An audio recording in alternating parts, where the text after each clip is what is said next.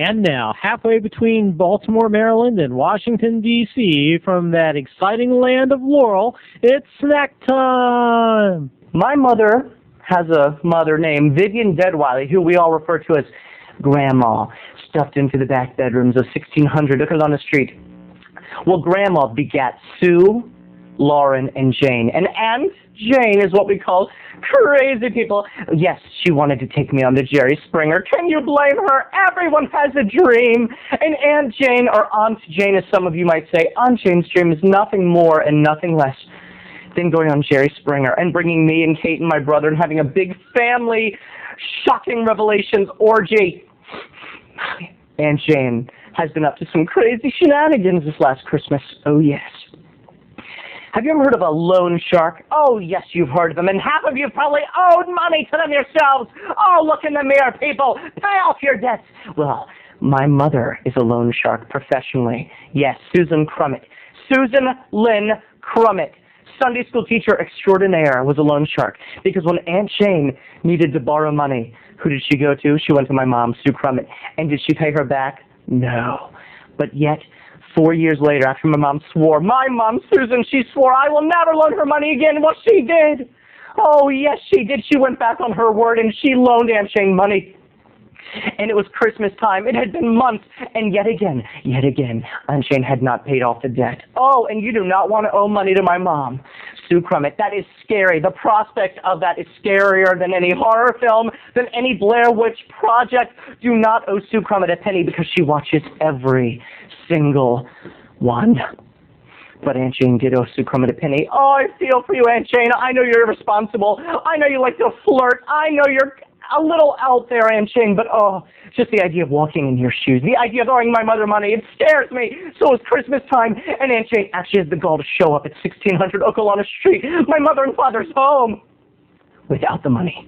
And my mother said, "What are you doing here, Jane? What do you think you're doing in my home?" And Aunt Jane said, "Susan," and she showed up in her favorite Jesus Saves t-shirt, "this is Christmas, and we are sisters, Susan. This is the time of family togetherness and sharing." And my mother said, "Did you even bring a gift? Who's your secret Santa person?" And Aunt Jane goes, "You, Susan. So A, you don't have my money, and B, you don't even have a secret Santa gift." Oh, Aunt Jane, how dare you? And Jane goes, "I'll be back in a couple hours." So Jane gets in her car, and she goes off to find my mother a present. But it's Christmas Day, and what isn't Aunt Jane to do? Every place is closed. Oh, how hard she must have looked. How hard she must have searched for that special present for Mother. And she showed back up, and the doorbell rang a couple hours later. Ding dong. And my mother said, "This better be good, Jane. What did you bring?" What a diva. I know what you're thinking. Snackboy, your mother is such a diva. Oh, yes, she's a diva. Aunt Jane held up in her hands the ugliest ornament I've ever seen. It was a kind of like a wannabe Japanese ornament, and it was red and purple, and it's supposed to look elusive and mysterious with many like carvings and things, but it had like tasseled red thread hanging from the bottom, and it had a big gold sticker that said "Made in Taiwan" that Aunt Jane did not quite see. And Aunt Jane tried to make up a story about this ugly, fugly, mother fugly, ugly ornament. Aunt Jane said, "Sue, I've had this ornament for years, and it's meant so much to me.